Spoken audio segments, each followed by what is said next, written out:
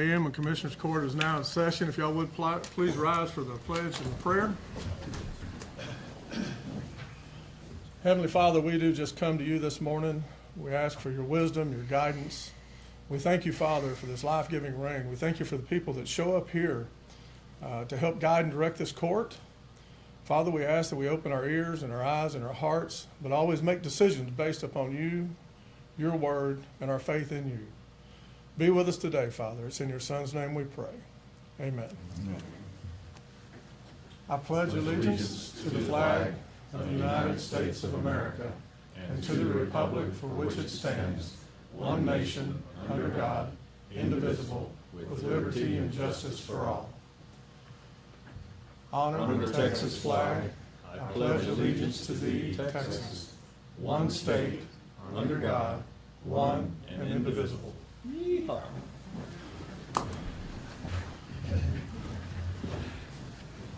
I'm sure it's a little different right now. I'm not going to sit in the middle chair. I've been asked to fill in this morning for Judge Kelly as he's on some personal business. But the rules of the court will remain the same. So reminder to turn off your cell phones or put them on vibrate, please.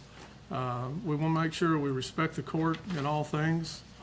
We start with public input. Public input will begin with anybody that has something to speak about. If you've turned in a form, if you haven't, please do so. You'll have 3 minutes in which you can speak. Please try to make sure it's not something that's on a current agenda item. If it is, wait for that item and then we'll discuss it. So with that being said, do we have any public input? I've got a couple of forms here that have been filled out. Is there anybody else that hasn't that would like to fill one out? All right, so the first speaker will be Charles Holt. If you would, when you get up, please state your name, your precinct, your address. Yes, sir. Go to the podium, please.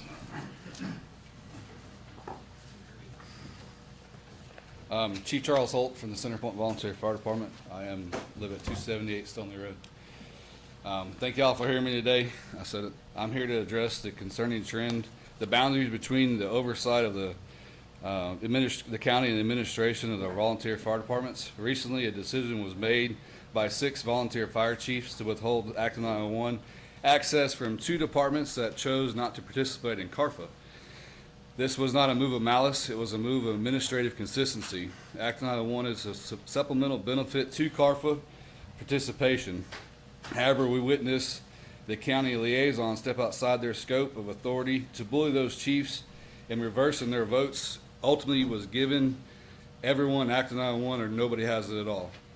The legal reality is, let's be clear, the law states that dispatch is required to tone out by radio, and that is a standard. The 2 departments in questions stated that they were comfortable being toned out by the radio and understood by opting out of CARFA, they are opting out of supplemental digital perks.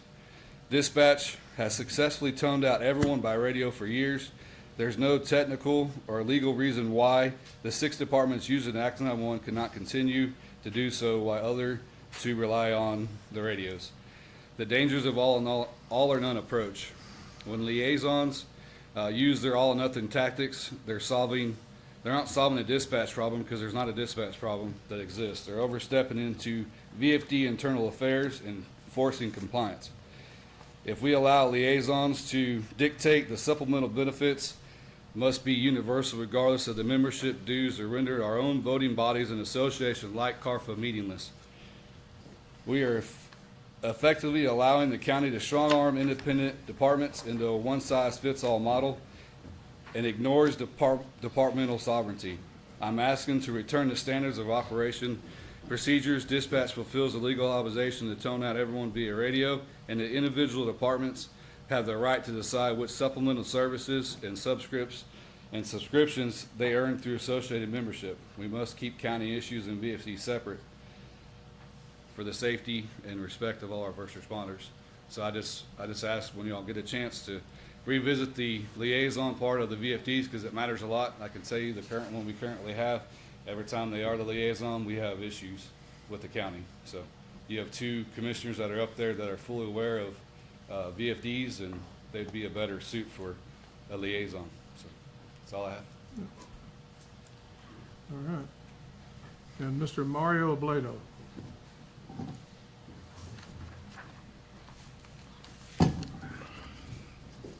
Good morning, Commissioners. For the record, my name is Mario Blado Jr. I'm Chief of Government and Public Affairs at the San Antonio Food Bank.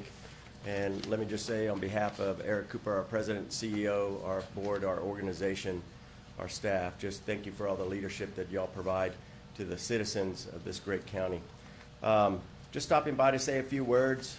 In my role as Chief of Government and Public Affairs, I connect with elected officials on all levels of government, city, county, state, and federal, to create awareness around who we are, how we're working, and how we're helping. We cover 29 counties in Southwest Texas. We're part of Feeding America, 200 food banks across the country, and in our great state of Texas, we're one of 20. So Feeding Texas is our state association. All 254 counties are covered by a food bank service territory. We go all the way up past San Angelo. We go down to Kennedy, down in Carnes. We're in Crystal City. We're in Comal, New Braunfels, and we're in Uvalde. I left some information there that's on the dais in front of you. Thank you to Jody. I want to acknowledge her support. She's been here for many years, and it's always great working with her. But if you look at some of that information, we're serving over 100,000 individuals in any given week in terms of emergency food assistance. If you log on to safoodbank.org, you can get all of our programs and services. We're helping people move from crisis to self-sufficiency. So we're working the daily disaster of poverty. We couldn't do what we do without H-E-B, Costco, Walmart, Trader Joe's, those type of stores, but also farmers and ranchers, food producers, processors, wholesalers, resellers, and the community at large, all depositing food and resources into our inventory, and then it goes out to great partners up here, so many. But Beth Palmer, John McKellar, St. Vincent de Paul, so many folks up here help us nourish the folks up here.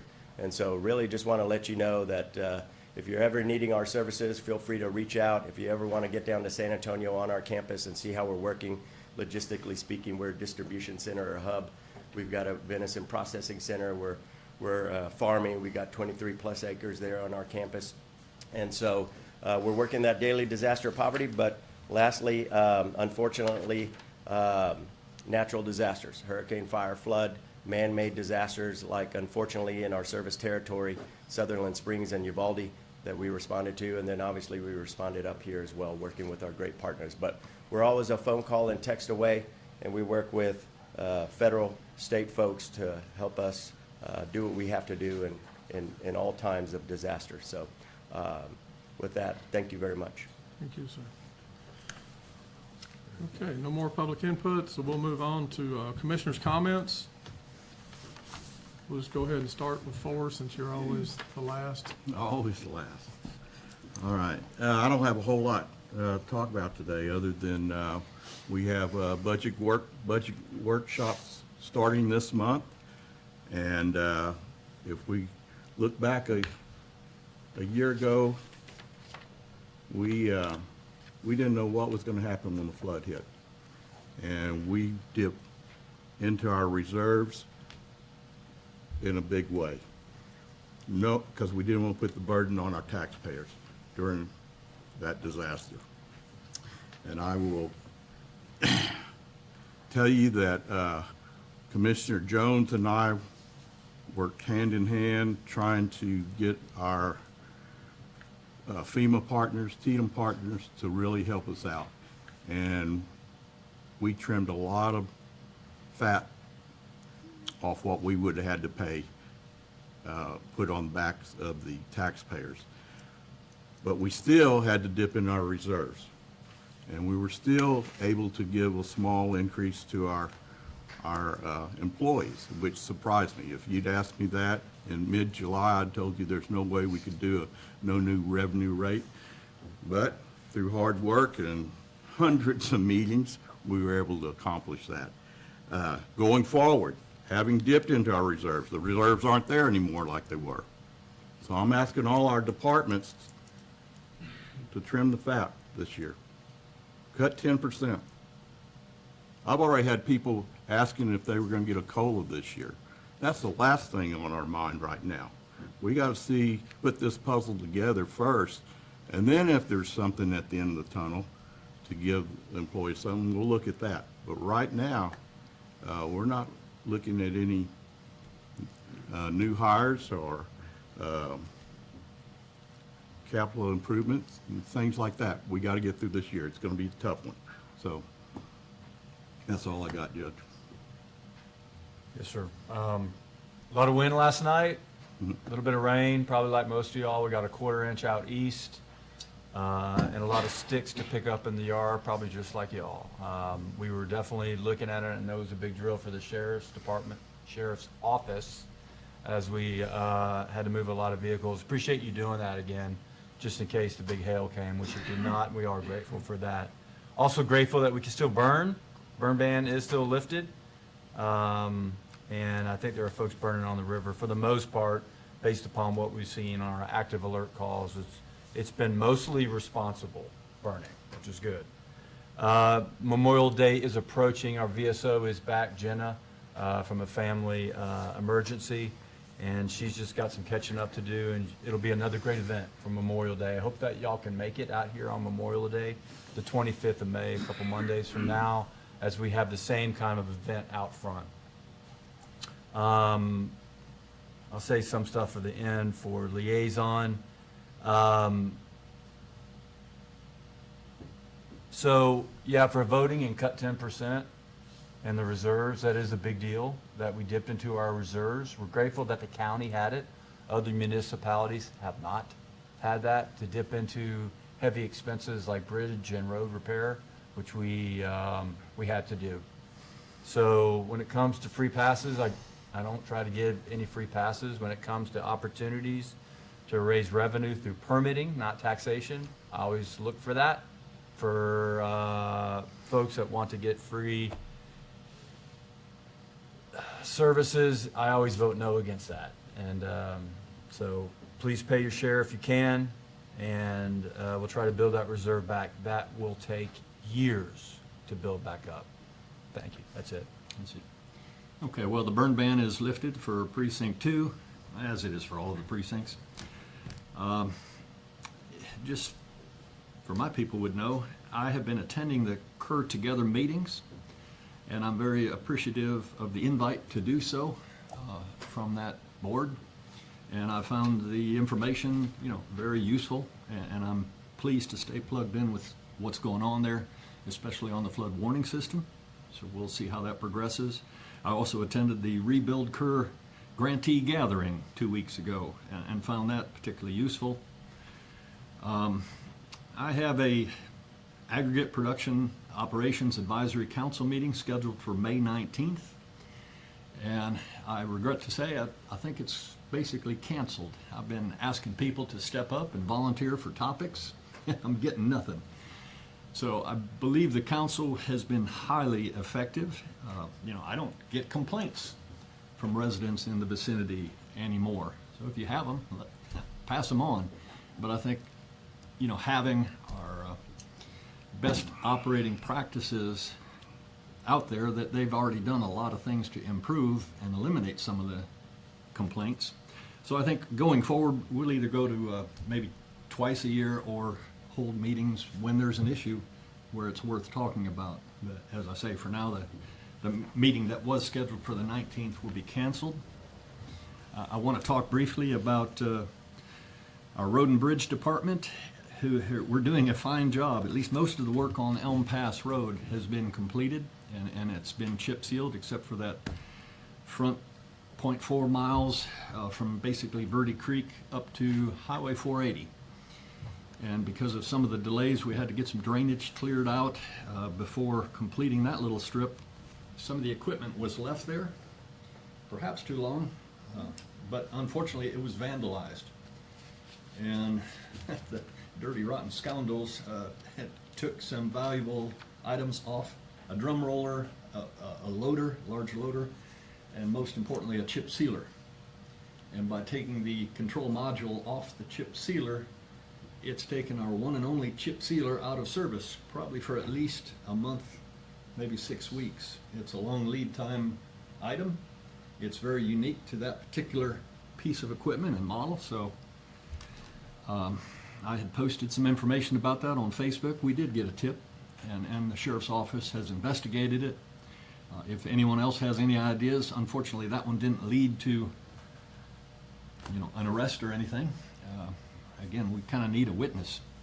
And a lot of comments about having cameras on the equipment. Well, we do that, but we don't always get a good photograph, especially if something's going on in the middle of the night. But in fact, we had a camera on one of the stockpiles for some road base material. And sure enough, somebody was digging into the county's material, and there was a real good photo of that. And so that individual now has a record and had to pay some restitution to the county for taking some of that road base. So, you know, we will do some things a little bit different going forward, but unfortunately, it puts all of the chip seal program for the whole county behind us here, which is just, well, very irritating to me and pretty darn sad. So that's that. This is Mental Health Month, and I was asked to say a little something about it. You know, there's nothing more important than mental health. I wish I had it. And we were given these nice little mugs. My only complaint is it's empty. Where's the coffee? But yeah, look, in seriousness, mental health is extremely important, and I reflect it especially for our first responders who did so much during the flood and saw so many things that you can't unsee.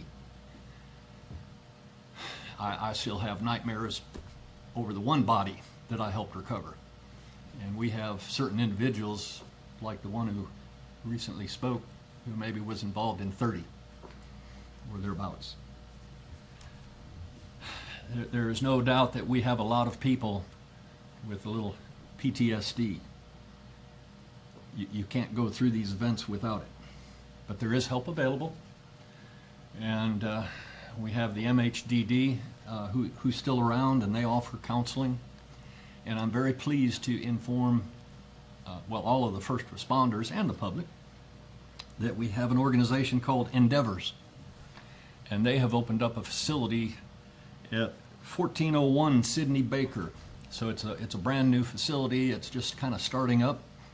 But it is open for business Monday through Friday, 9 a.m. to 5 p.m. They have mental health counseling. They also have a couple of relaxation rooms, one with a massage chair for that type of therapy, and another one with I tried it. It was pretty cool. A real funky vibrating chair with some kind of LED strobe light coming in over your face. You had to wear goggles, and of course music. And yeah, it's pretty relaxing, and if that's what it takes to get your mind off of things, I encourage all of our first responders to check it out. It's free of service. They have significant long-term funding, so they're here to stay. Who knows for how long, but encourage people that are in need of help to seek that help. So that's all on that. And lastly, I do want to appreciate all of our volunteer fire departments. We don't give them enough credit. I don't think enough people recognize just how vital they are to the county and to the people of our county. Last night, I'm pretty sure everybody would be aware that we had severe storms moving through the area. The wind was howling, my windows in my house were rattling, and the last thing I wanted to do was get a call to go out and clear debris off roads. And in particular, we had one individual who was at the Triple T RV park. A tree landed on his trailer, and so we were called to extricate him because he couldn't get out. In the pouring rain and the wind, and feeling like you're risking your own vehicle just to go out and respond to something like that. Again, we don't give enough credit to our VFDs who do that kind of stuff in the middle of the night. Last thing anybody wants to do. But my hat's off to everybody who responded. I was amazed how many people turned out. We had a lot of downed trees on a lot of roads. Your VFDs were clearing them. There was a call in Ingram. They had a fire to contend with in that nasty weather. So, thanks to them for doing that. And we don't appreciate how much training and effort they put into it. They had a mutual training program for swift water training. And we had folks from Centerpoint, Comfort, and Mountain Home turn out for 2 days of training over the weekend, giving up their weekend so that they could be better prepared to respond the next time we have an emergency. And I know there was a session 2 weeks ago, and the sheriff's office participated in that. So, you know, we've got people doing an awful lot to be ready for the next time, and I hope it is 1,000 years. But at least if and when it happens, you can rest assured that your VFDs are going to step up and be there for you. And so I just ask you to appreciate your folks. That's all. Okay, thank you. And lastly, the sirens that begin installation. I'm sure everybody's seen it in the paper. Some of you have probably heard the testing.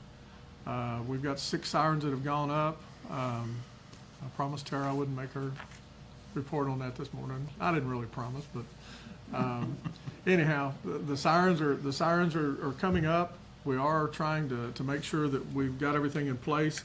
The testing will continue through the 15th, and those 6 will be in place. We've got 2 more that'll be installed as soon as we get a few more things taken care of paperwork-wise. And so we will have a total of 8 that will be in place prior to camps, it looks like, close. And so we are getting prepared. And I do concur with a lot of what the commissioner said in regards to mental health. And it extends beyond first responders.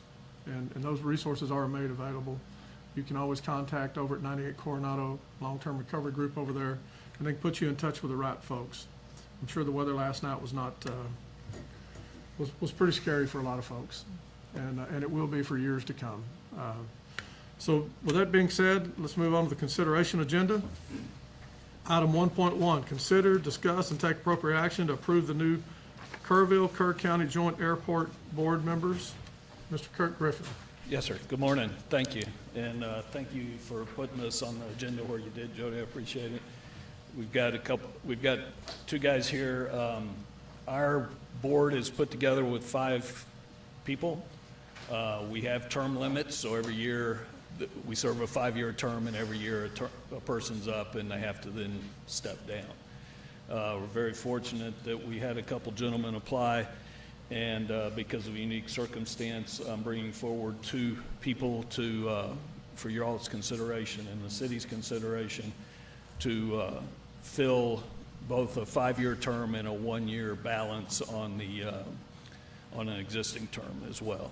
So Barry Dallin is here. Barry, long time involved in aviation and the insurance side. He's also a pilot. Barry operated Falcon Insurance for many years. They've just recently sold. Barry's still involved with them. Falcon is probably one of the largest insurers of aircraft in the nation, general aviation aircraft. Unbeknownst to me, I've been dealing with Barry's company since 1984. So it's a wealth of knowledge there. Barry will be filling Mark Moser's position. Mark is stepping down after a 5-year stint. And then also we have BB Stanfield. BB, prior service Navy, owns an airplane, does angel flights, is part of one of our pilots out of the Kerrville Airport that do support the angel flight program. Active and involved in what's going on. Great understanding for what we're trying to do out at the airport. So we're bringing those 2 folks forward for you guys for consideration and support. Our board voted unanimously on these 2 gentlemen, and we'd like your support for them. Okay. Kirk, which one is the 1-year and which one is the 5-year? Barry will be our 5-year, and BB will be serve the 1-year. And I'm sorry I didn't mention Stephen Schmierbeck, who has moved out of the area. BB's going to fulfill his 1-year term, but then can fill the rest, be up for another term if he so chooses. Hopefully he does. I'd like to keep him around. So, and I apologize for that. Entertain We a need a motion. motion. I'll make a motion that the court approve the recommendations from the Kerr County Joint Airport Board for new members, Barry Ballins and VD Stanfield. I hope I got their names right. Second. Discussion? I would just hope that in the future, the meetings with municipalities and the county are welcoming. And I'm just gonna leave it at that. Thank you and welcome aboard. How long do they serve, and once they leave the board, how long do they have to stay out? Step before down they- for at least a year. 1 year? Yes. Before they're eligible to Before come they're back? eligible to get back on, yes, sir. Okay, because I knew Mark Moser had been on the board more than once. Mark has been on more than once, yes, sir. Correct, correct. Yes, sir. Okay, so they just have to have a 1-year absence before Yes, they're sir. eligible? Okay. Any more discussion? All those, raise your hand to approve. Approved 4-0.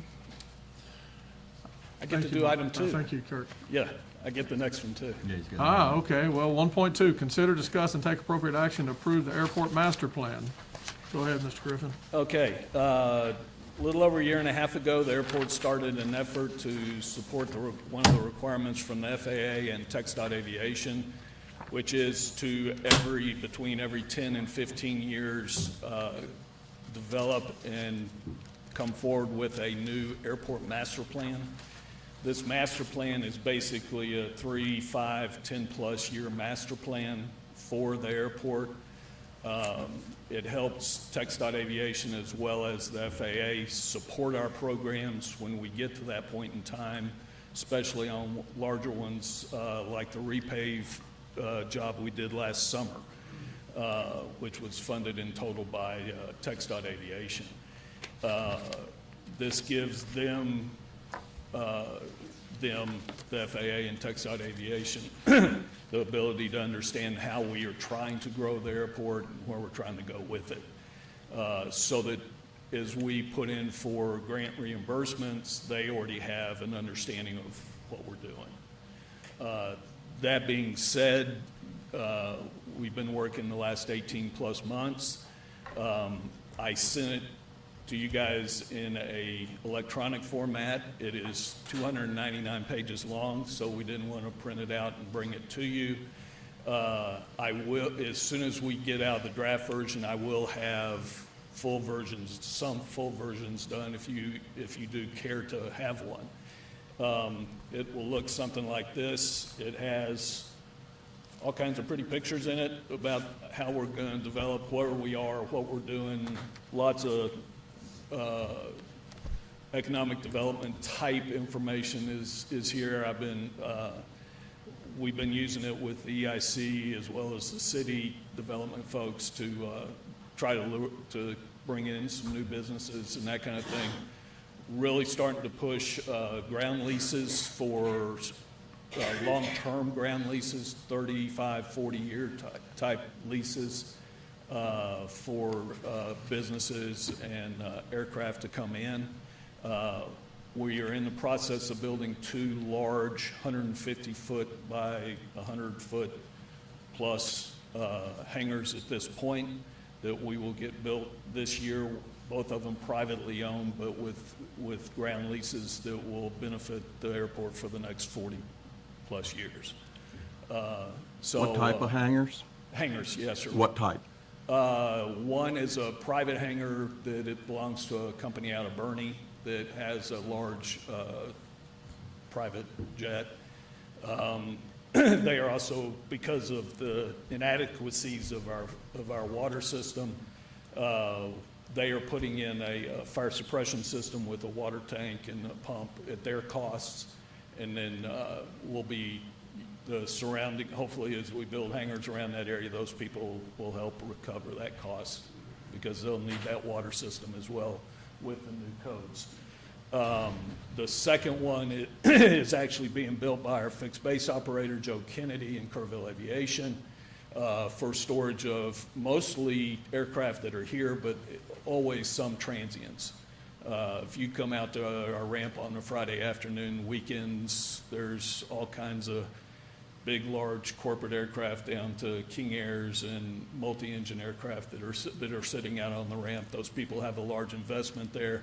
And if we have hangar space, they pay rent, and then it benefits us. Of course, we, the airport, even though Kerrville Aviation is a private company, we do get fuel cell benefits as well as rental car benefits when they rent cars and that kind of thing. So it's a revenue producing stream for the airport to keep us self-sufficient. And off of y'all's rolls. A And motion I've for- got 3 copies of a draft that I'll leave with you guys so that you can kind of see the type of print and whatnot that the final version will have in it. I just wanted to let you guys have these so you knew what we were talking about. Are you looking for us to approve this today? We'd like to. The one kind of overriding factor with this, we've reviewed it internally. Let me finish this story, I forgot. We've reviewed it internally after, well, it's been an iterative process. We've had 3 public meetings that have been held, 2 at the Diedert Center and 1 at the airport that have been posted and everything for community comments over the last year. All those went very, very well. We incorporated comments and stuff that we did get from the community. This document in being signed will be the last document that I owe TxDOT Aviation for our reimbursement paperwork on the land acquisition from last summer. So with this being signed, this has the potential for runway extensions with that piece of property in it. And we needed this document done prior to them doing our final grant approvals for the reimbursement of the land acquisition. Kirk, it's been a while since I've seen the plan. Can you walk us through the implications in the plan in terms of the next 2 years and our budget? What are we committing to in terms of our budget The good this thing, year and the next year? the good thing here is, right now in our CIP, we don't have any major thing that we're coming to the county or the city to help reimburse us for. We do have 1 equipment acquisition that we need to do. I think I've got the money for it by grant reimbursement. We had RAMP, what's called RAMP, which is a approved TxDOT reimbursement. We need to buy a new automated weather observation system, AWOS. Ours is 20-plus years old, and we're holding it together with baling wire and Band-Aids right now. Still works, still operates, goes down every now and then, but we get it back up, usually within a matter of hours. That system has a $140,000 price tag on it. We're also going to relocate it to get it in an area of the airport to help with future development, to open up the area that it's sitting in presently. I mean, the big problem with all the TxDOT reimbursables is there's a good, 1 year lag or so? There's that, and you have to pay for it up front, you Right, know, right. so That's what I'm saying. yes, sir. That is the big problem. I just want to Of understand course, the if- implications for If we all the had, county. if we all had money, you know, we do things different. Realizing where we are and whatnot, we don't, like I said, after the AWAS, we really do not have a major program in the next 3 to 5 years. It's mostly what we can do is we can afford it. We do, you know, we do operate on our own dollars, and we're putting some dollars away, or trying to. And it's just like home, inevitably, you end up having to spend it on something, but we're giving it a go. So no, sir, no big projects, no paving projects. I need to pave some parking lots. That's gonna be dollars that we have in our budget already. So I don't have to pave them, I need to seal coat them, that kind of thing. So we'll have improvements going on, but I think we've got most of them, unless there's something that comes along that we don't know about. I think we've got them all covered in our existing dollars. Well, Judge Kelly is the liaison, and he's not here. I'd sure like to hear his input. Okay, Yeah, That's kind of where I stand on it. it's I all good. recommend we vote on this Sorry? later. Yeah.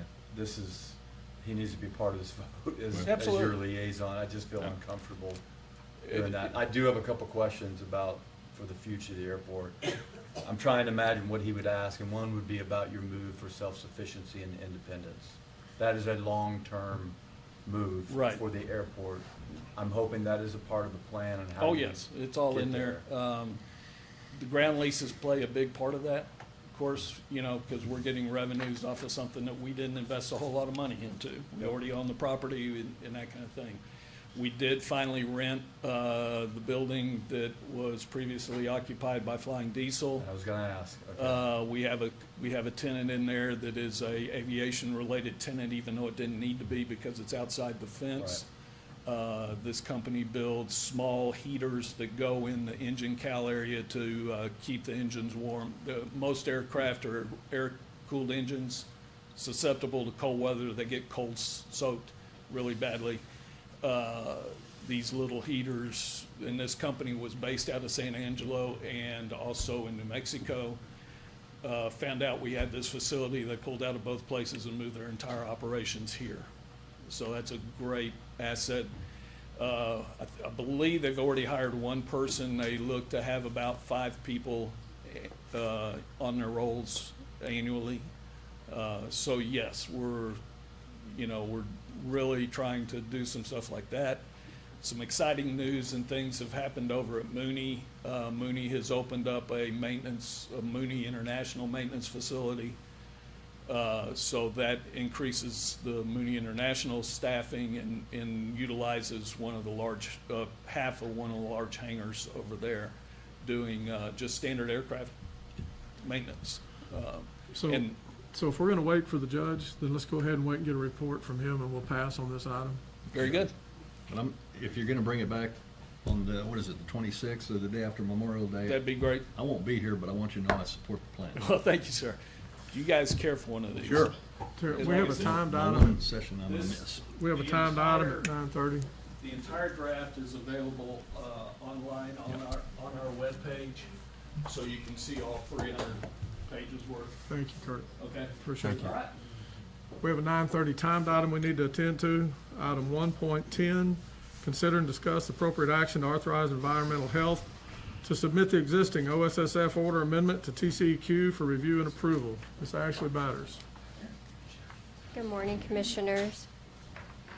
Last month, we met with each of the court members to go over certain rules and regulations from the 30 TAC, Chapter 285. And with that, we would like to move forward with amending our OSSF order to include a Section 9. So we're asking the court, by beginning that process, to submit this to TCEQ for their review and approval. Move for approval. I'll second. Any discussion? All those in favor, raise your right hand.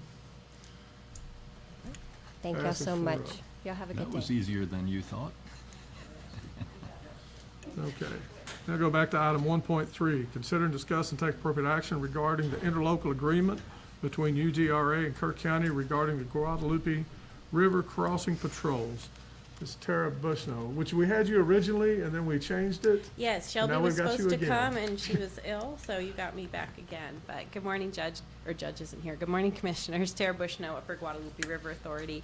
So this has been a longstanding program between Kerr County and UGRA since 2017. We've worked together to provide Kerr County licensed peace officers to patrol several river crossings during the summer months from Memorial Day to Labor Day. UGRA routine litter crossing cleanup data is used to identify the locations that are most prone to littering, and the interlocal agreement for your consideration has those patrol services concentrating at the 4 sites that we've done historically, which are Hunt Crossing, Ingram Dam, Brinks Crossing, and Centerpoint Lions Park, but we do have flexibility knowing this summer that things are going to just look a little bit different. I'll move to approve the interlocal agreement between UGRA and Kerr County regarding the Guadalupe River crossing patrols. Thank you. Second. Any discussion? I can't think of no better way, on July 4th and through the summer month and litter cleanup. There's a lot of cleanup done with debris, but there's still a lot of plastics probably that Smaller are out there items, that, yeah. we don't feel like traipsing on people's private property, but with coordinated events like this and opportunities, I commend you on that. Absolutely. All right. All those in favor, raise your right hand. Opposed, none. Thank you, Ms. Tara. Thank you very much. Item 1.4, consider, discuss, and take appropriate action on the request from the Upper Turtle Creek Volunteer Fire Department to use the courthouse grounds parking lot on available Saturdays from May to October 26, 2026, to set up to sell raffle tickets for their fundraising. Jeff Bowman. How are you, Commissioners? Fine. So, yeah, for the last 2 years, we've used the courthouse premises to sell our raffle tickets, and it's been a really good location. We're just requesting to do it again this year. We've already purchased our new mule, digital camo this year. No more red, no more black. New trailer, and we have 20 firearms this year instead of 14 as opposed to last year. So we're stepping it up every year. But I noticed on here it said Saturday only. We'd like to be able to use it Saturday and Sunday if it's available.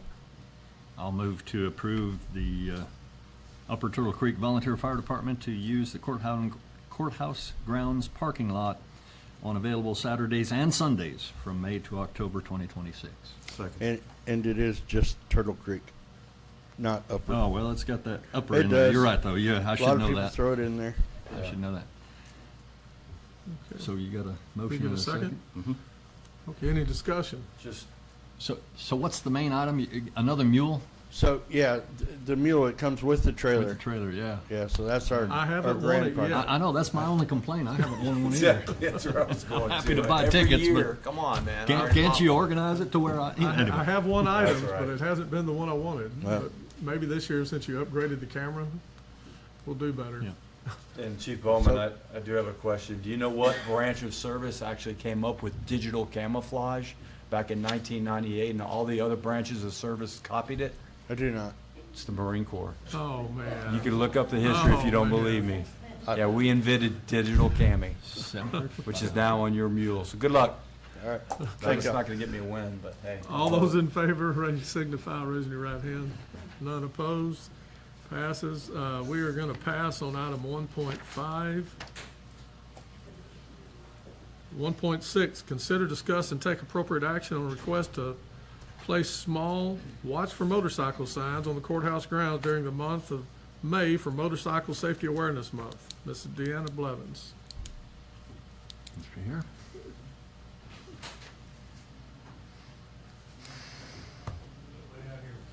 Okay. Well, it seems like a good cause, so I'm going to go ahead and make a motion that the court approve placing small watch for motorcycle signs on the courthouse grounds during the month of May for Motorcycle Safety Awareness Month. I'll second. Any discussion? All those in favor, raise your right hand. Opposed, no. Item 1.7, consider, discuss, and take appropriate action to approve the request from Kerr County Love Project to allow the Hill Country Youth Event Center to be host site for the Heritage Mosaic Mural. Jake Williams. Good morning, Court. Jake Williamson here with the Hill Country Youth Event Center. Here to present today. Hopefully you had time to review in your packet. We were approached by the Kerr County Love Project to be the host site of the Heritage Mosaic Mural at the event center. And so that's what we're here to present for today. This group was funded by the HEB Foundation and the Kendra Scott Foundation and has worked with the Community Arts Program and the Visitors Bureau with over 7,300 folks that have been artists and involved in this project. It's a very large mosaic mural. I do show that over 3,700 children were a part of this that all range from Ingram Middle School, Ingram Elementary, Hunt, Tivy, Peterson, Centerpoint, and Comfort. This work is in response to art therapy from the flood last year, but it is in no way a memorial. It is more of a thank you to Kerr County, and they would like to install it at the event center so that people can enjoy it for years to come. It's on separate panels. You'll see in your packet that would go between the rain gutters, and it is removable at any time. There is no maintenance to this project. It's simply, they need a large place to put it that's in public space, and I'm here to present that I believe it's a very good spot for this project. So, Jake, you didn't bring any good copies, photos showing what's being proposed. What's on the agenda is black and white, and you can't hardly tell anything. I apologize for that. It's not an actual photo since it's a rendering. Oh, of the mosaic, because it still has to be assembled and built. You know, it's I something see. in production right now. and this is going on the side or in the front, or where is it, where is This this is going? proposed to go on west what side. we call the west side of the event center. So the large wall of the expo hall, but from starting at the tree front corner, Master Gardener 4-H area, they would go down to the loading dock. Thank you. So it'd go down to the loading dock area. It is, I believe, and correct me if I'm wrong, 12 feet high by 50 odd feet long. So again, that's why we say large mosaic. And how does it get attached?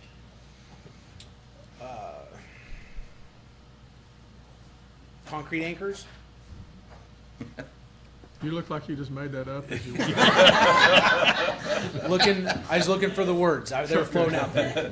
So it's not gonna, the mosaic won't be glued to the wall or anything like that. It will be on concrete anchors, so there'll be a little bit of gap from the wall, and there won't be, you know, a bazillion concrete anchors, but there'll be enough to support the, So it is removable. it would be removable. That's neat. And I do have some support here with me as well, and I can never, in case you have some more specifics, questions, but, you know, this is a project that was near and Let's get dear a to a lot of motion before we folks. keep I'm questioning. really looking to, you know, showcase what was been done to some art therapy, and a thank you to Kerr County for just what first responders and people have been through. And something that would get the event center on the art trail, just another reason to go out there and just enjoy what Kerr County is. And, you know, art's a big part of what's around here, and we're in support of it on our end, but we need your approval. make a motion to approve. Second. You made the motion? Yeah, all right, so I want to do that so we can keep questioning. Sure, sure.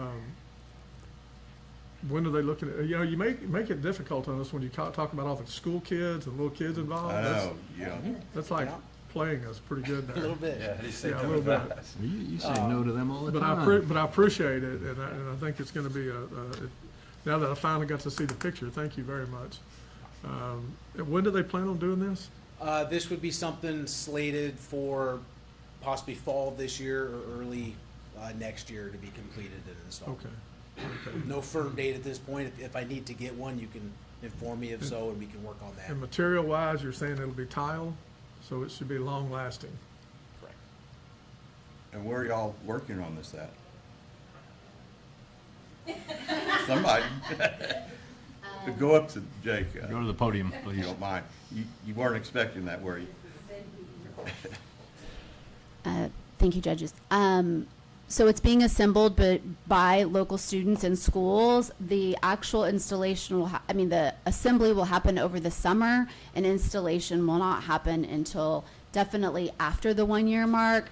The earliest would be the fall. We're actually looking at January of 2027. And you'll be able to coordinate with Jake on usage of the Yes. facility and, Yes. Okay. And What a tile. and to just highlight what he said, yeah, the panels, they're 4 panels, they are completely removable. It's high quality, professional grade mosaic, art quality mosaic, so not just, they're all hand fired and hand clayed. We have a local partner, Color of Clay, who's firing and kilning them as well. And then these are all art therapists, LPCs, who have been working with students, educators. They spent 4 days with first responders. You know, thousands of people and many organizations have been involved at this point. I like the idea of the kids working on it more than I do having it installed. I'll just tell you, the reason is because of what we talked about, what you talked about earlier about the mental health aspects, because I don't think we give enough to what's happened to the children Yeah. in Kerr County. And this can help tremendously with them working on that type of a project, so. Yeah. They've been working in our community since August. And they were started working with schools first. Very good. Let's vote. All those in favor, raise your right hand. Opposed? None. Passes 4-0. Thank you very much. Thank you very much. Thank you. 1.8, consider, discuss, and take appropriate action to approve a landscaping renovation project for River Star Event Center Park. Jake Williamson. Good morning again. Bringing this project before y'all. as everybody knows, our contract is to manage the Hill Country Youth Event Center, and as part of that is to,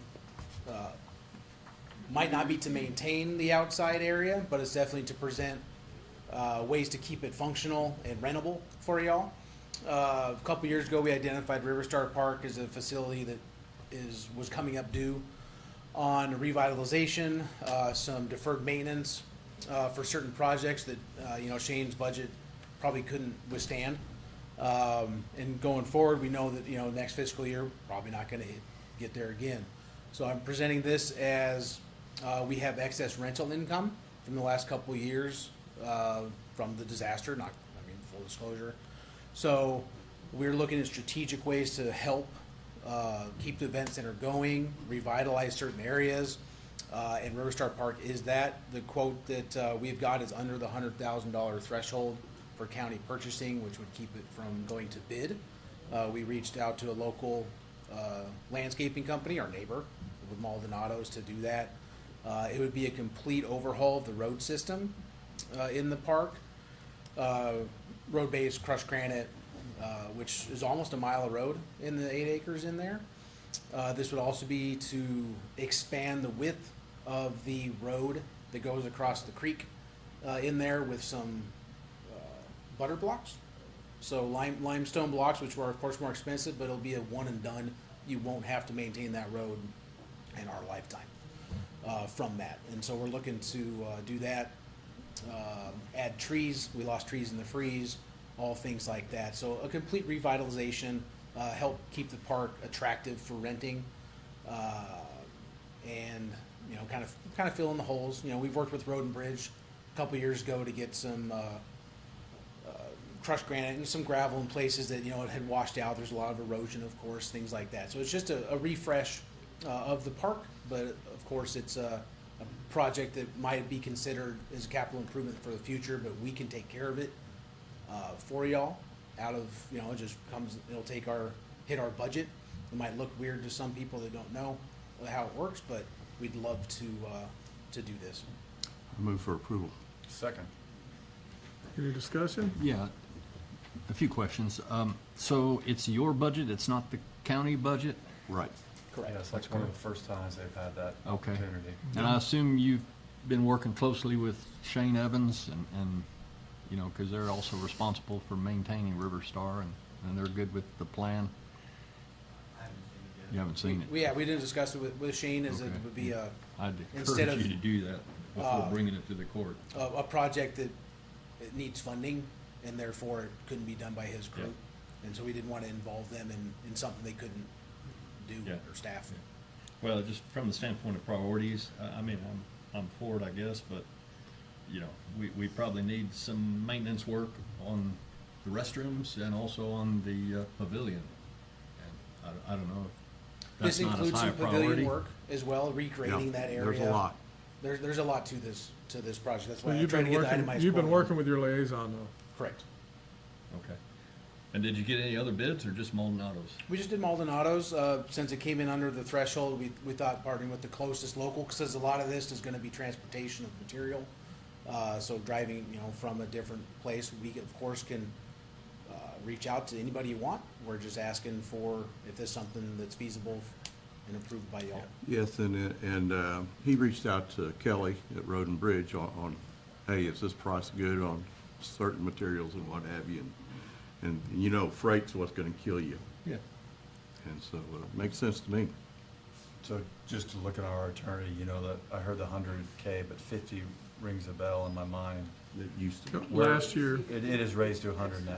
Okay, thank yeah, you. We're good. Okay. yeah. Okay, any more questions? All those in favor, raise your right hand.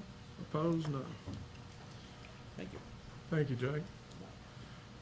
Consider, discuss, and take appropriate action to create a cybersecurity committee and appoint members to the same. Mr. Corey Tennis.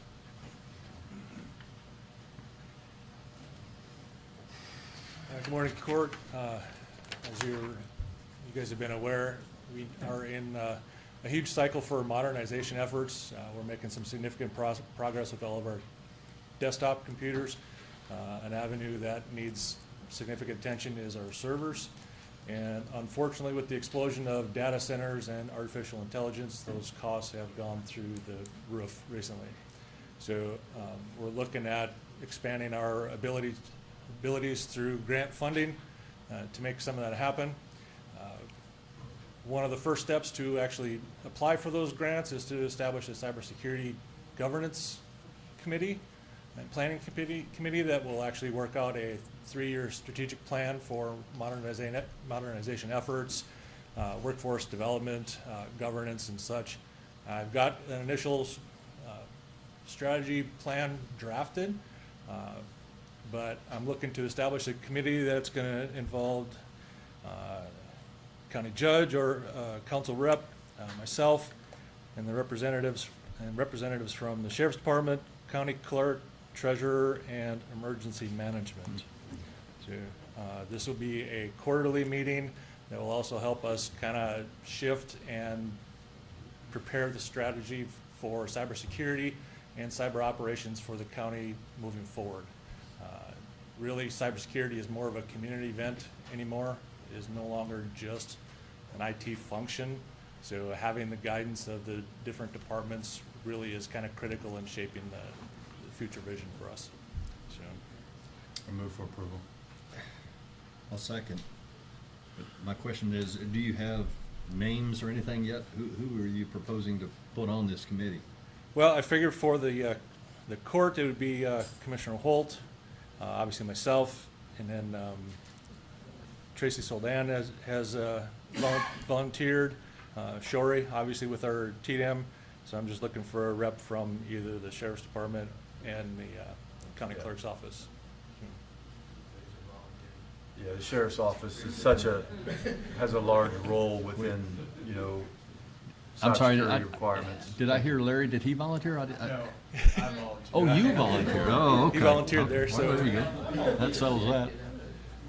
So I just need to identify a body from the county clerk's office to round out the committee. And I can work with Nadine on that to get that finalized. And then I'll put out an invite for the first quarterly meeting, hopefully here sooner than later, considering where we're at with the budget cycles coming up. Yeah. But I thought I heard that you wanted the judge to be part of this as well. That one. be the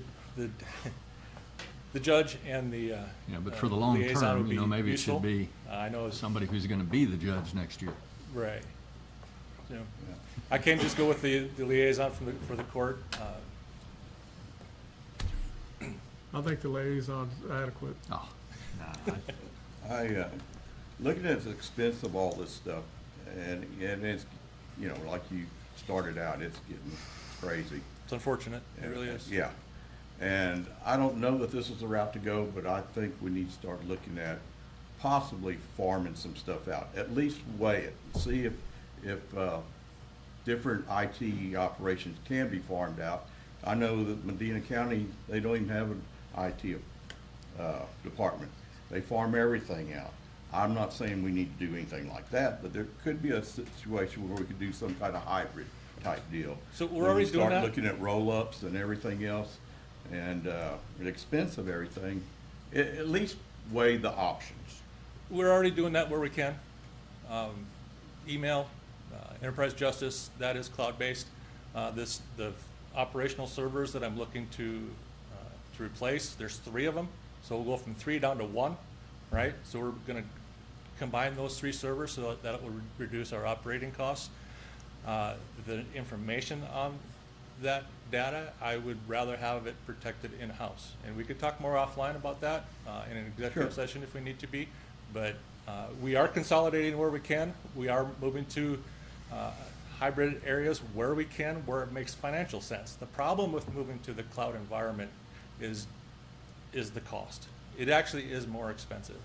Well, I just say you need to kick the tires on it, is what I'm saying. We are looking at that across the board, and we have moved where we can. And in fact, I had a conversation with the auditor and treasurer just last week about a possible migration of one of our systems to a cloud environment. We're waiting for those numbers to come back, but every time I've seen something like that happen, it can be very costly. And those are things this committee can help work with too, right? Yes. Right. Right. So that should satisfy that. Okay. We know your thought process. We've seen it with the animal control building where you did save us a considerable amount of money by doing things in-house. And I'm grateful for that. I'm also grateful for the fact that you would want to assemble a committee instead of trying to make a lot of these decisions yourself. And I shouldn't. Right. Yeah, I agree. Cybersecurity is not going to get easier. Your major customers are involved within that committee, and that's important. I just feel better if Tom Jones was part of the committee, that's all. I would too. Thank you for your confidence. Yes. Can I clarify, Corey, because your email said the county judge or designee and at least one commissioner, so do you need two members? Yeah, that's what I thought I heard. I would prefer the judge as the signature because he would be, See. ultimately is the one that signs any agreements moving forward. By the So, time we go. and not to throw Yeah, another, that's- It just makes more sense though for the Stick long on the term plow. that it be Tom. Oh, my goodness. I agree. I agree. Okay. I tried. You did, and I appreciate you. You. Yeah. Okay. Okay. We've got a Vote. motion Yeah, we and got a a vote. second. All those in favor, raise your right hand. Opposed, none. It's 10 o'clock. Let's take a 5-minute break. Okay. You suck.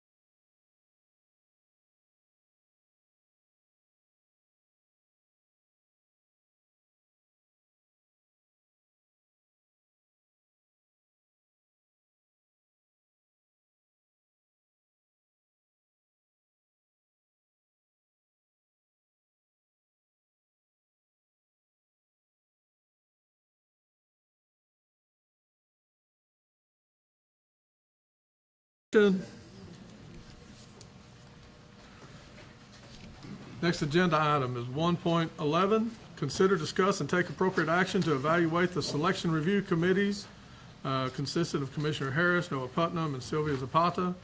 Recommendations of qualified bid and to award bid for request for qualifications and RFQ for a part-time fire marshal of Kerr County. Ms. Noel Putnam. So at this time, the Selection Review Committee does not have a recommendation of award. We would like to go ahead and reject the bids at this time due to just not being submitted on time, not through any port bids or anything, and we will come back to court to start the procedure again to reissue the RFQ. Okay, so we should So, pass. no, yeah, just really, Unless we need to reject it. yes. Oh, Yeah, do we we? Okay. need a motion to accept it. So moved. Second. What, the motion is to To reject. reject the bid Yes. and to keep it posted. We're gonna go out Repost. for, we'll go out for rebid, so next court, I'll put it on there to reissue the RFQ. So we'll reissue it at the next court. Next court, yes. Yeah. Okay, that's your New motion? agenda item, yes. And I concur with the second. All those in favor, raise your right hand. Opposed? 3-1.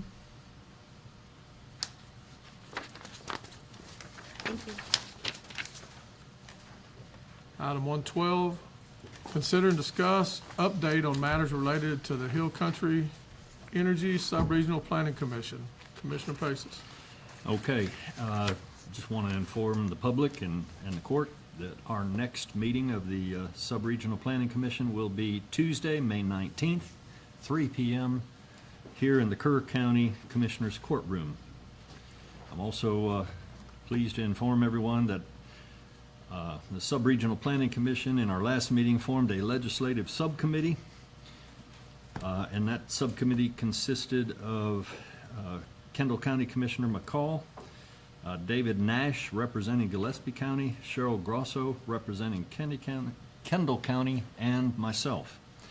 And the subcommittee submitted comments to the State Fire Marshal Office last week on their draft rules associated with House Bill 3824 and Chapter 187 of the Utilities Code regarding battery energy storage systems. So that was an excellent effort. First time for Sub-Regional Planning Commission, and right around the corner, Public Utilities Commission of Texas is proposing substantive rules applicable to energy service providers, specifically battery energy storage facilities, and infrastructure and reliability. They have put out a 48-page set of rules, and those are now open for public comment. So the Hill Country Energy Sub-Regional Planning Commission is in the process of reviewing the rules, and we do plan to formally comment and request a public hearing on that matter. Also, I believe I mentioned in our last meeting that Pine Cove Strategies, the PR firm for Volta, and there again, that's the developer of the East-West Best that's been proposed in Mountain Home, right off I-10. They had requested a meeting with Commissioner Holt and also with myself, but for whatever reason, we're unable to meet with both of us at the same time. I believe Commissioner Holt did meet with them via Teams, so he can perhaps update us on how that went and his observations. And I've basically told them if they didn't want to have a joint meeting, that I'm not interested in meeting, and the next time they want to talk, let's just bring it to court, do it in public in front of everybody, because I'm not going to meet with them one-on-one. So that's where it stands there. And before, my last comment is just, look, all meeting videos, minutes, and correspondence are available on our website at www.hcesrpc.com. And that includes the latest correspondence that went to the State Fire Marshal's office. So I don't know, you want to talk I anything? do. I was hoping you would. Good. Yes, as Volta, 3 different folks on a virtual meeting, which lasted, I gave them about 30 minutes. Yeah, disappointed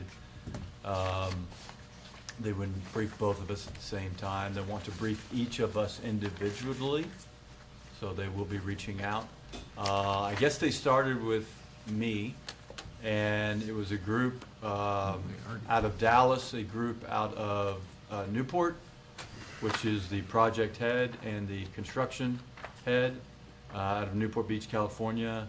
And I think Dallas is the funders. I recognized where they were at by the meeting minutes. And then the third is a woman who put it together, did a good job, Maggie. But I expressed our concerns and about what it's like in the Hill Country to try to come and develop these, what they should expect, like a permitting fee schedule, which is now on our website, and I directed them to that. The fact that we will have a fire marshal, and that'll be part of the process, that we will have a subject matter expert, which will review it once they submit it, and that we all understand once they finally submit it, we're on the clock to look at it. And that is a 30-day clock, and they track and we're tracking. Also went over some of the concerns that they're going to face if they come here from the citizens, the grassroots effort. Things that are important to us, like containment, the attestations that are maybe not being met by a lot of the companies, our concerns about the technology, our concerns about it being US-based, and what I was surprised to hear was they're looking solely for US-based equipment, including batteries. So they didn't talk about technology, meaning LIP or lithium ion, which we've seen lithium LIP being a more expensive type of battery that some folks are using, almost doubles the cost. But they did talk about revenue sources and revenue streams. Obviously, they would brief that, right? That would come to the county or to the school district, Ingram School District specifically, which was interesting. And also talked about thermal runaway, plans for containment, plans for fire suppression, plans for working with the fire department, where are we at, and that we would expect an emergency action plan to also come with their project plan that would go into details, and I gave them the details that we expect, right, within a plan. Everything that we've talked about within our well-documented hcsrpc.com, which they have been following very closely, I could tell, and about our concerns. So I gave that pitch, she went down range, and we'll see what comes back. But it was a meeting that I hope they do hold with the We already rest of held y'all. one with them before y'all. Okay, Contacted. very good. Together. And they got a lot of the same That was a message. joint meeting, so why they decided they couldn't Yeah. have the two of us? Yeah, that's the reason you together? confused me when you said they wanted to meet with y'all one at a Yeah. time. Well, they didn't tell me that. Yeah, That's the true nature of Open Meetings Act, folks, you know, and right, we can't talk about this individually, but you find out about it in court. Okay, right. good. But they were given a lot of the same information from us. Sounds like the same deal, All right, exactly. there's my report. You went a little deeper with them because we had passed rules since then. Mhm, Right. that's True. So that was helpful. I'm glad they met with you after the fact. That's right. Okay, that's it. Thank you, sir. Yes, sir. And that's all I have.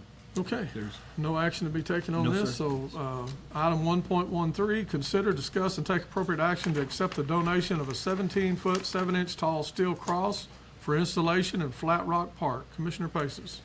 yes, sir. An individual by the name of Michael Collins from Mineral Wells, Texas, has reached out to me, and he would like to donate what he calls a Letters to Heaven cross for installation in Flat Rock Park as a memorial tribute to those lost in the tragic July 4th flood. Now, this gentleman has made 10 of these crosses and donated 8 of them. These are large steel crosses. This one, it's in the process of being fabricated. It's going to be 17 feet and 7 inches high, 12 feet 4 inches wide, and it's a square tubular steel that he uses, 10-inch square, and it'll be sunk into the ground 4 foot, weighs about 1,800 pounds, so it's not an insignificant donation. The gentleman has a GoFundMe page, and is just an incredible individual that I've gotten to know, and I would love to accept this thing and put it in Flat Rock Park. So I will make a motion that we accept the donation from Mr. Michael Collins for a 17-foot, 7-inch steel cross for installation in Flat Rock Park. Second, I have a question. Certainly. Does that include installation? No. So But that'd be left up to the county? I will make sure it happens one way or another. And again, this cross, maybe people in the audience or watching online, this is comparable to the cross that was installed at the Center Point Volunteer Fire Station. You know, for that cross, we were able to get K-Pub to drill the hole, because you gotta have a 20-inch hole Sure. to put this thing in, and I think Ingram Ready Mix donated a yard of concrete. So I will be reaching out to Okay. various individuals to try to get it funded, and if I need to pay for it, I'm happy to do that. So there won't be any cost to Kerr County or our taxpayers. But anyway, any other questions? No? No more questions? All those in favor, raise your right hand. Opposed? None. All right.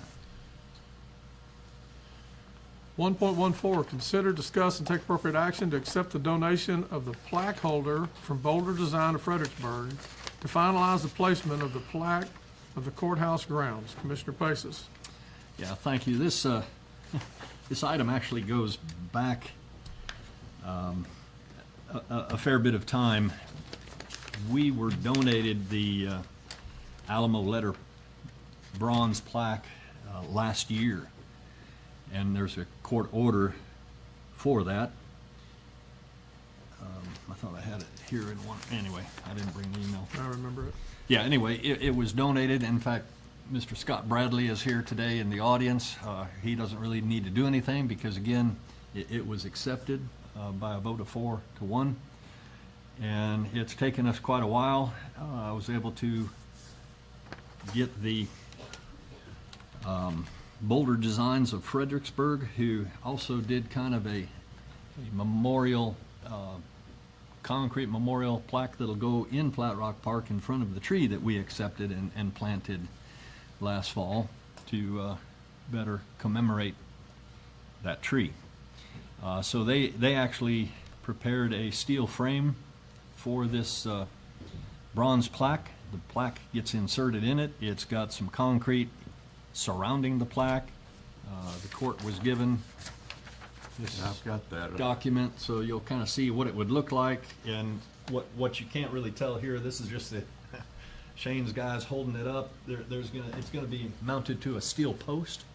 Okay, that's what I was wondering. So It's- it kind of gets raised up, and then the Gotcha. proposed location to put it, which, you know, we told the court we would come back with specific proposals on where to put it. Commissioner Holt and myself worked with Shane on that, and we kind of came up with the desired location being right outside over there. The Does that have a steel backing where it would be welded to that? yeah, it's good. Yes. Okay, gotcha. Yeah. So it's a solid steel. The back of this thing is a big steel Right, plate. okay. Which would be welded. get it now. And it'll be like on a 45-degree angle. So that's kind of the way it would look, and we're So it's proposing that be we, 90 degrees or something to the ground. yeah, that we put it right here, so it would be, you know, very visible from anybody who comes into this little area. And, again, just like to kind of bring this to closure. Shane's maintenance team is more than capable of finishing the installation. Insignificant cost, a little bit of concrete to secure it.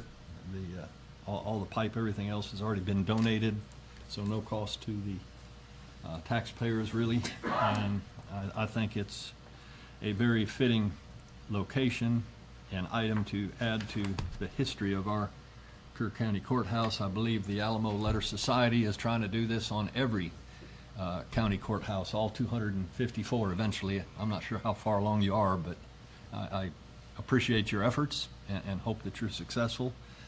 And I will make a motion that the court accept the donation of this plaque holder from Boulder Designs of Fredericksburg and approve the proposed location for placement of the plaque on the courthouse grounds. Second. So last time we did this, we accepted You accepted it? the plaque. Yes. Okay, so that's what we're doing different now, is just the placeholder?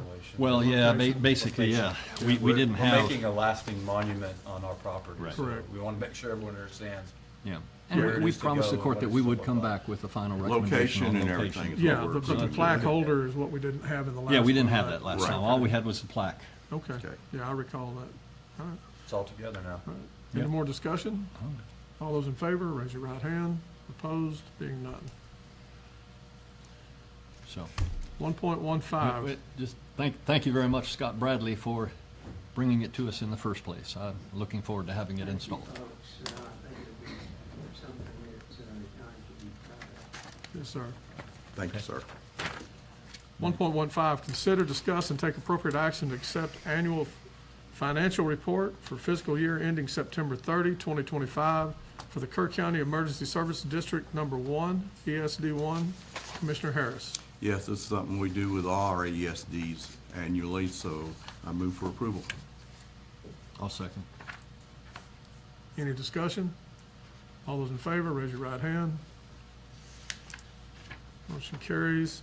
Item 1.16, consider, discuss, and take appropriate action for the court to set a public hearing for 10 a.m. on June 22nd, 2026 for revision of plat for Horizon Section 1, Lots 8, 9R, and 10R, Volume 6, page 323, and Volume 7, page 192, Precinct 1, Bobby Gore. Morning, Commissioners. This proposal combines and revises lots 8, 9R, and 10R, which total 15.28 acres into 2 lots. So we're going from 3 lots to 2 lots. Lot 8H will be 10.01 acres, and Lot 10H will be 5.27 acres. Both lots will continue to front on St. Mark Path. The County Engineer's Office requests the court consider, discuss, and take appropriate action to set a public hearing for 10 a.m. on June 22nd, 2026 for a revision of plat for Horizon Section 1, Lots 8, 9R, 10R, which is Volume 6, page 323, and Volume 7, page 192. This is in Precinct 1. I move for approval. Second. Any discussion? All those in favor, raise your right hand. Passes 4-0. Stay where you're at. 1.17, consider, discuss, and take appropriate action regarding an amending plat for Northwest Hills lots 118 and 121 in Volume 5, page 30, and Volume 6, page 80 in Precinct 1. Bobby? This proposed amending plat adjusts a lot line between lots 118 and 121. No new lots will be created, no lots will be removed. Lot 118A will be adjusted to 1.21 acres fronting on Crockett Drive, and Lot 121A as proposed will be 1.26 acres fronting on Crockett and Connolly Drive. It is within Kerrville's ETJ, and the City of Kerrville has waived the review process to Kerr County. County Engineer's Office requests the court consider, discuss, and take appropriate action regarding an amending plat for Northwest Hills lots 118 and 121, which is in Volume 5, page 30, and Volume 6, page 80 in Precinct 1.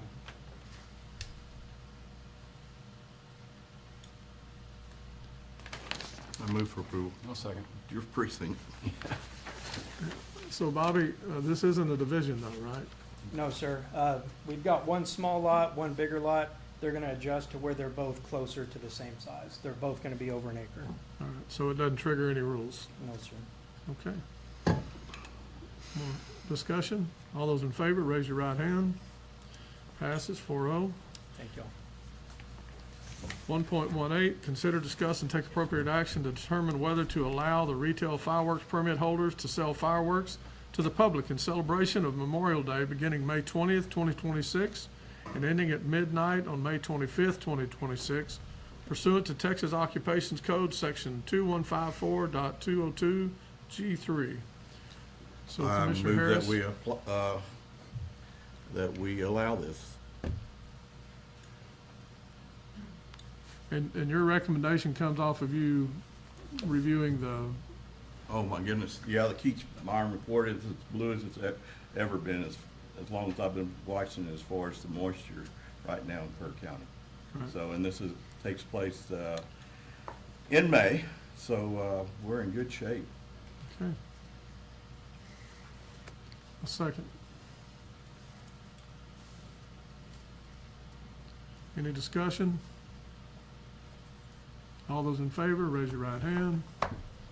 All those opposed, none.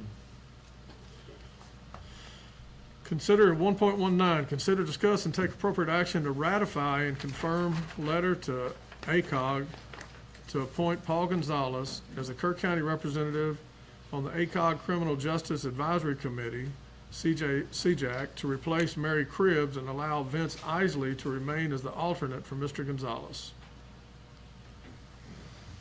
Is this one of these deals where the letter's already been sent? It's already been sent. All we're gonna do is ratify what's been done already, was already in action. So I'll make a motion to Gotcha. approve. Second. Any discussion?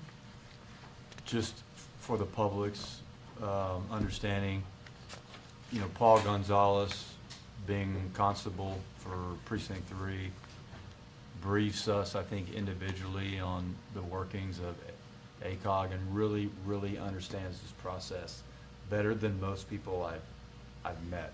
And I remain grateful for all the briefs he's given me on that and representing our, that voting, that cut line, you know, where y'all fall under well, but, and now he has this year as well.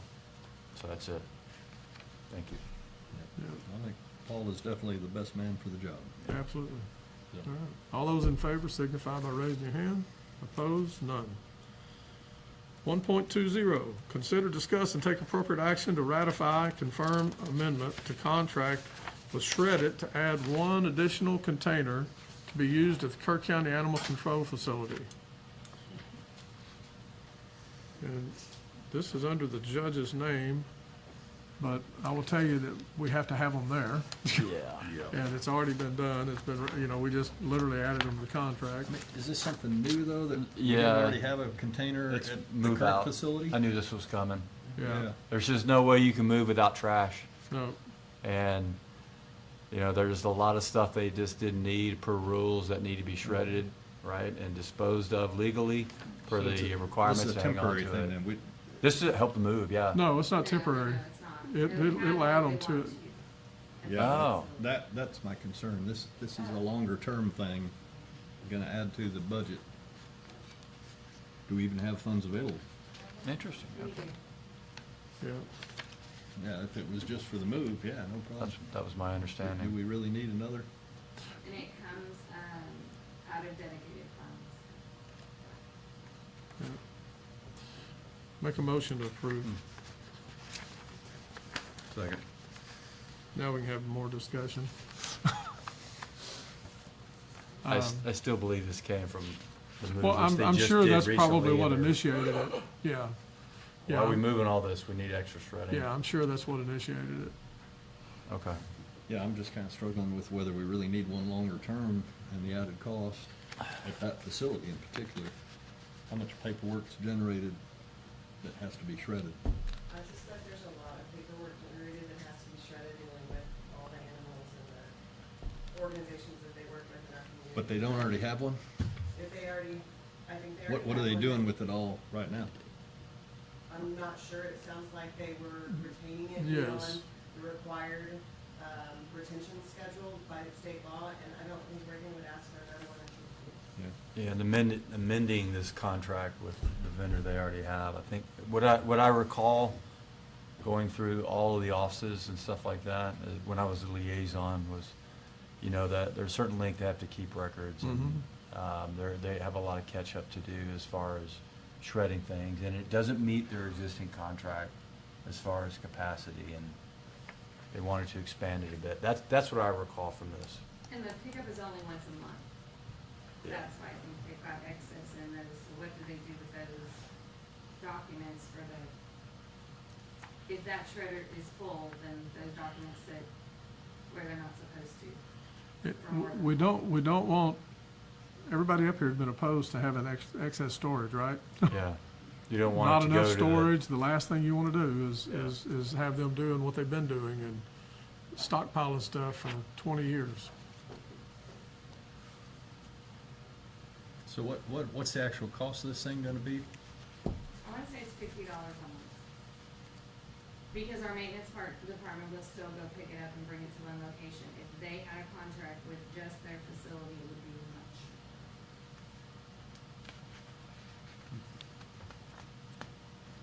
I guess we can handle $60 a month if that's the true incremental cost.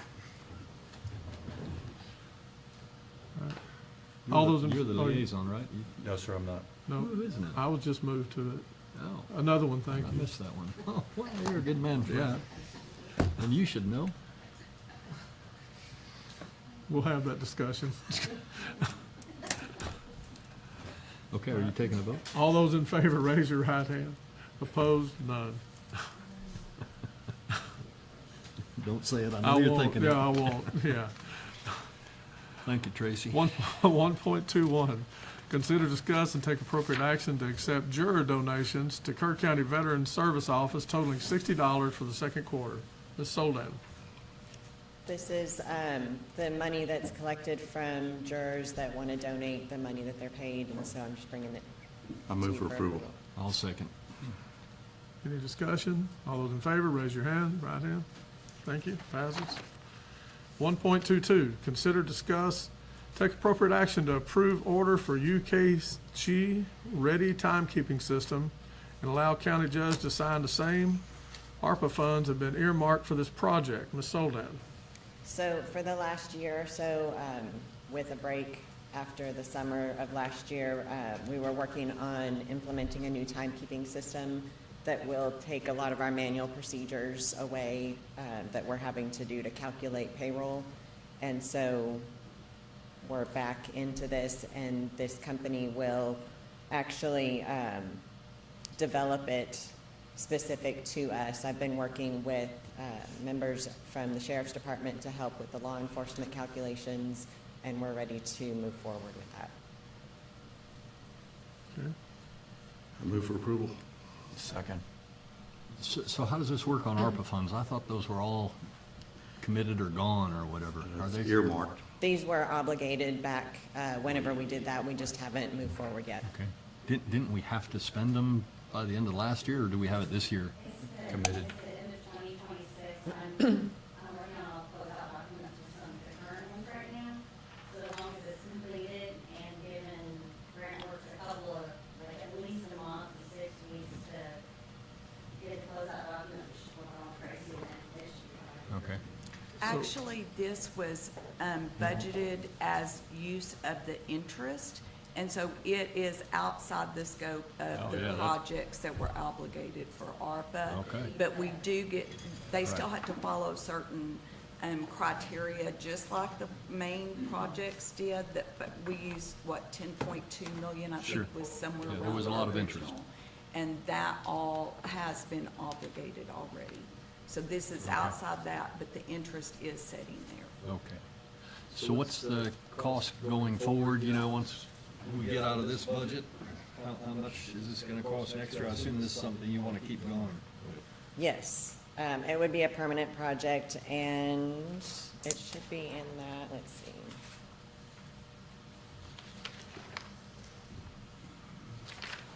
It looked like there's a fixed fee of 10,000, so that's, I assume, a one-time thing, or is that also an annual cost? Only the monthly costs will continue in the future. So that 10,000 is a one-time fee. Yeah. And then there's, So is I'm it- sorry, I don't have it all 2319 broken down here. Is it a monthly fee that'll go forward? Yes.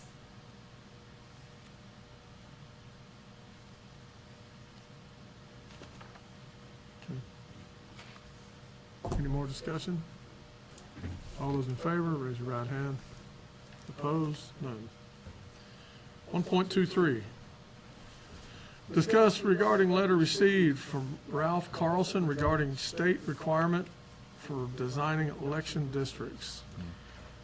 Yeah, I don't know why we have this on here, to tell you the truth. Well, I think Well, the the judge judge put it put it on on. there, so how about we just pass on that Sounds until the good. judge is here I to, was looking forward to hearing his explanation. I'm not Yeah, sure election what districts we always- can do about it at this point in time. I will say we retain outside counsel to help the county during redistricting times when we're required to do that, and we comply with all of the rules for our districts. They work through that process diligently and with. The county attorney's right, and time for any discussion like this is on the next census when it comes around. Just about 10 years. So is that the way it works? It's only after the census? There's no way, because I mean, you hear in the news that there lots of different states are redistricting. Is that, That's is usually there when any we other do it. opportunity to do it That's sooner? Or different. is it only, That's usually when we do it. It is pretty costly, I think, to go through that process. yeah, I'm not saying we do, but I'm asking whether it's possible to do it before the next census. I can have a look and let you know. I read the letter. Yeah, I read the letter too. Everyone did on it this- on our precincts, Everyone all on this 4 court precincts. lives in the county, Yeah, so I was a little confused by it. yeah, it's, So, anyway, we'll wait and see if the judge wants to put it back on the agenda. There you go. Pass. Okay, approval agenda, budget amendments.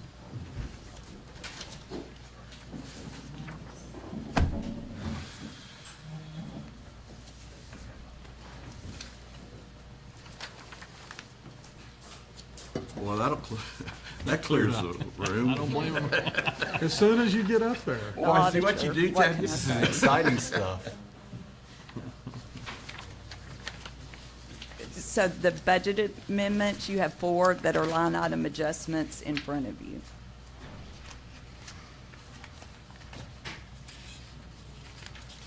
I move for approval.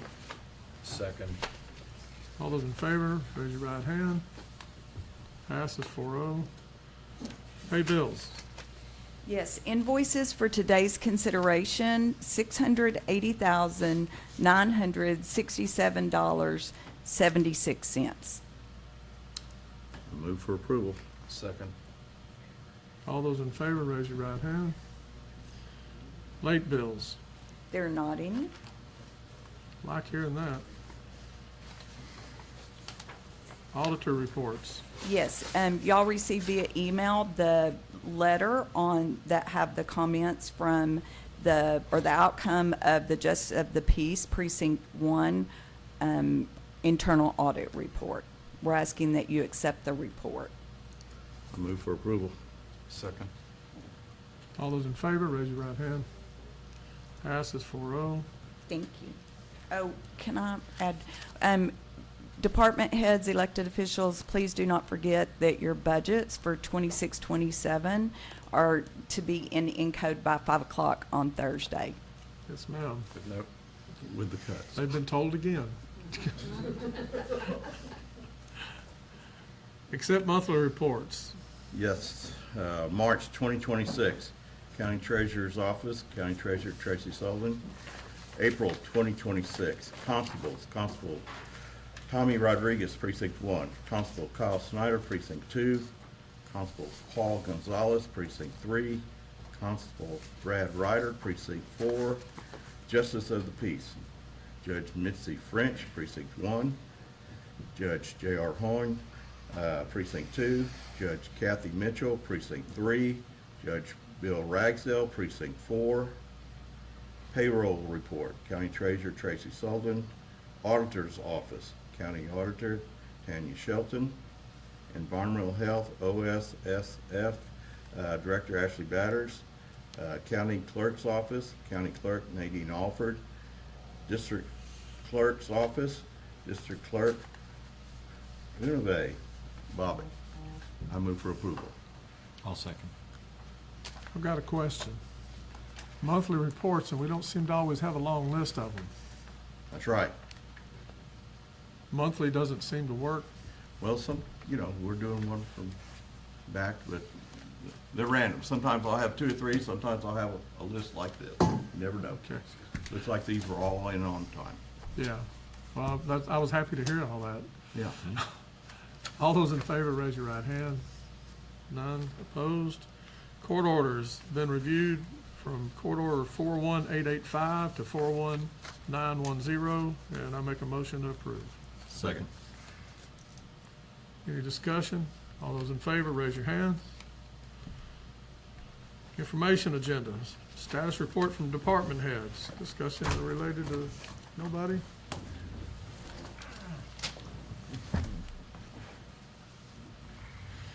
Three point two, status reports from elected officials. None? And 3.3, liaisons. Just have a couple comments, but I'm waiting. Yeah, I don't have any other things. We covered everything during court today. From discussion for IT, one thing they are gonna look at in the future is copier contracts, especially before budget season. As I've realized in my own research, everyone has their own contracts, right? Depending on what kind of capability they need. Some people love their contracts more than others. I got it. But when I realized there's such a different cost per copier contract, we looked at IT to see if there's any unity of effort, not unity of effort, economies of scale that can be achieved through consolidating the contract. Yeah, and there might be, or there might not be. There might be a good reason, but we'll look into it. Just want to let you know, public, that we have discussed that. There's a cost each department is paying, depending on it. There's so many different contracts that are out there. That's one. And then two, I failed to mention earlier that a bond did pass for Precinct 3, Comfort ISD. Mostly the Precinct 3 folks are going to have to, will be paying for that bond, both Prop A and Prop B. So they are going to get turf, which was Prop B, mostly on the Comfort Stadium. And a lot of Precinct 3, I know Comfort is Kendall, but half of the folks that go to that school are in Precinct 3. And they're gonna be paying for both improvements, capital improvements, which look kind of familiar with what you've done and worked for the county, for the school district, as well as the bond. So it is a $47 million bond that did pass pretty well with the number of voters that did come, which wasn't a high turnout vote, despite a really heavy push on marketing by a group that was associated with that school district and APAC. So we're aware, we sent out the information, and it did pass.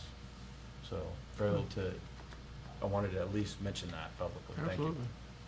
That's it. I got a message. Reagan couldn't be here this morning, but he wanted to make sure we mention that the new facility is fully operational. They've got all the big stuff moved. They are up and running, and it looks like it'll take them probably the next couple of weeks to get everything else moved and in place, but they are fully operational. I know that they had an issue with some people still dropping animals in front of the old facility where a couple of kittens died. They just stuck them in a box and put them out front. And so KPA paid themselves and posted a monster sign and put it on the gate themselves, trying to make people aware that it is closed and where to go to the new one. They were able to save some of them, but several of them died because somebody just irresponsibly just put a box right there at the gate. And so would encourage the people, if you're going to dump something like that, don't. It's make sure somebody's home. Yeah, right. You know, and so anyway, I want to thank KPA for what they did. That was nice to do what they did and get that sign up posted, and I think they've helped them with their move as well. But they are in the new facility; it's up and running, and so that project is done. So, all right. Anything else? Will you recall item 1.23? Sure. We will recall 1.23, discussion regarding letter received from Ralph Carlson regarding the state requirements for designing election districts. Commissioner Patience just asked whether we could redistrict outside of that 10-year census, and counties do, but generally it's when there's been a large population shift or growth in the population, so that they can get their districts back to one person, one vote. Thank you. I was just curious. We did this by the book, and we tweaked a few lines, you know, but very little change. But we made it pretty, population by each precinct's pretty close to the same. Well, I would say if Mr. Carlson did not know, Rob Kelly would not be here today, and I'm surprised he didn't show up to address his own letter.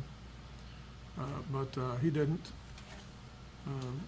And like I said, I think you'll find Kerr County's a little different from most counties.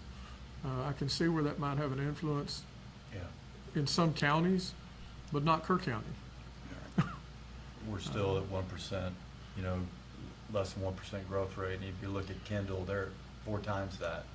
So Well, they really deal with these But I believe the issues. letter was implying that it was leaning towards city because it was, Right. and the majority, well, every commissioner and judge sitting up here live out in the county, Yeah. which kind of negates the whole point of his letter. So, anyway, By population. okay. And I believe we're going into executive session, so we will take a 5-minute break and we will, For the contract negotiations, I'm sorry, right before you break, the contract negotiations need to be voted on unanimously, that talking about the negotiations in a public meeting would interfere with those negotiations. Sorry, which item are you talking? Item 4.2, it is my opinion that Oh, talking about these negotiations in a public meeting would interfere with the negotiations, and so the court has to vote and agree with that, and it has to be unanimous for it to go into executive session. okay.